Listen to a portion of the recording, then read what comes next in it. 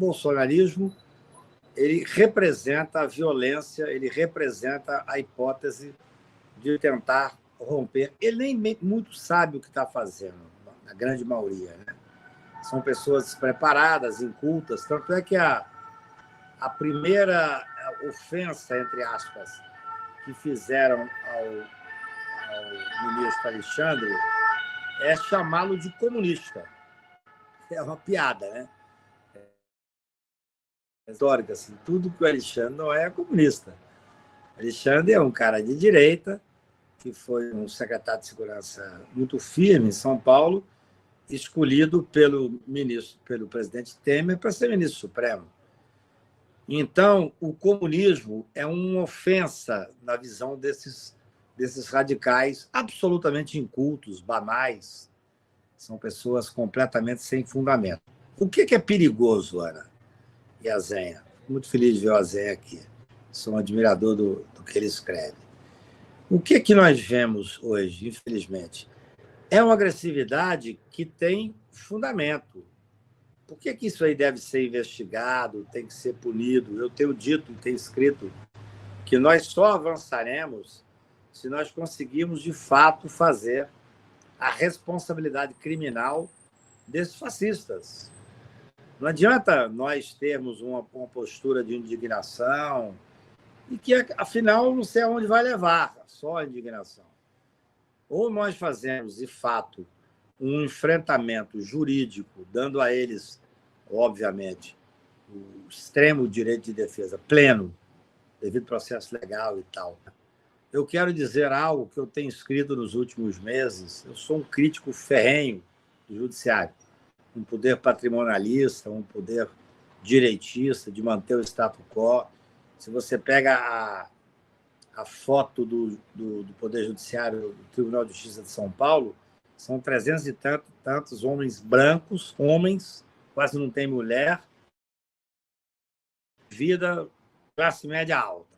Essa é a realidade. Porém, neste momento dramático que nós passamos, em que o Congresso foi omisso, o Congresso se omitiu, amaziou com a direita, a grande maioria de uma tentativa de golpe, bem ou mal, o que sustentou a estabilidade democrática do Brasil foi o Poder Judiciário, esse poder reacionário.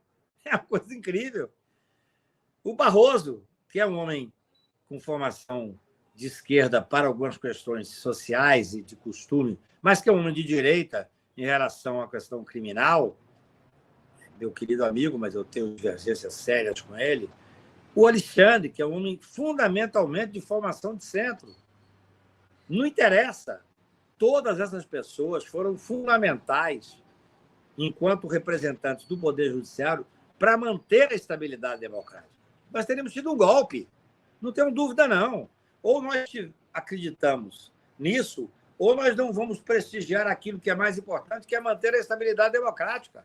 Por que eu hoje escrevi, imediatamente, eu estou em Paris, escrevi ontem à noite ainda, um artigo, não é em apoio a Alexandre. Alexandre não precisa de apoio, ele é um homem completamente forte e independente, mas é em respeito ao que ele representa hoje nas instituições do Brasil.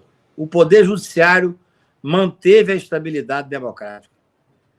Esse fascista desse Bolsonaro arrostou, desde o início, o poder o gol ter força para fazer o golpe. Não tinha força porque ele é um calhorda, é um canalha.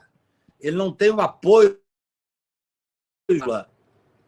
das Forças Armadas. Se tivesse, tinha dado o golpe. Arrumou lá, infelizmente, o Ives Gandra para poder fazer uma subleitura vulgar do artigo 142 da Constituição para dizer que existia hipótese de um golpe constitucional. Não existe golpe constitucional. Todo golpe é contra a Constituição. Infelizmente, essa interpretação manchou de forma indelével a história do Ives Gandra. Não tem jeito. Na vida, Azenha, a gente tem que ter lado. O meu lado é a democracia, é a Constituição, e eu falo sobre isso desde o momento em que eu vi que o Moro era um bandido, um canalha, que estava fazendo, junto com o grupo lá da Força Tarefa de Curitiba, uma interpretação para poder fazer o golpe, eles são os responsáveis, em parte, pelo Bolsonaro, e eu saí às ruas desde 2015, com muito prejuízo pessoal. Perdi dezenas de clientes, mas não perdi a dignidade, não perdi a hipótese de fazer agora com a maior tranquilidade o que estou fazendo aqui agora, que é defender a estabilidade democrática. O Alexandre merece o nosso apoio, não só pelo fato de ele ser quem ele é e hoje representa como presidente do Tribunal Superior Eleitoral, mas pelo que representa o Poder Judiciário na estabilidade democrática do Brasil. Nós temos, nós cidadãos brasileiros, com formação humanista, nós temos que nos indignar, nós temos o direito de reagir. Temos o direito de reagir. Não é possível que esses calhordas continuem a poder ocupar os espaços que estão ocupando. Por isso é que eu digo o seguinte, já disse mais uma vez, já escrevi isso várias vezes. Nós erramos lá quando, após o golpe militar, nós não punimos os militares que mataram, que torturaram. Nós fizemos uma anistia que foi absolutamente errada, do meu ponto de vista, propiciou que o Brasil virasse essa coisa meio fluida que hoje é. Tivéssemos punido esse bandido desse Bolsonaro, quando ele foi votar o impeachment da Dilma e disse a homenagem àquele que torturou a Dilma, o brilhante Ustra, ele teria que ser cassado. A Câmara é absolutamente dependente de um grupo que vive desse bolsonarismo, que vive da direita e que vive de favores. Se tivéssemos cassado, primeiro, se tivéssemos feito lá atrás a punição, esse Bolsonaro não estaria na história do Brasil. Continuou um calhorda, um bandido. Ele assumiu, ele votou falando do brilhante Ustra. Olha que coisa grave. Olha que coisa grave. E se elegeu o presidente do Brasil. Então, agora, nós não podemos errar. Nós temos que ter a seriedade de fazer um enfrentamento com a história do Brasil. Muito. Tem lá 800 pessoas presas do golpe de 8 de janeiro. Vão ter que ser punidas e condenadas.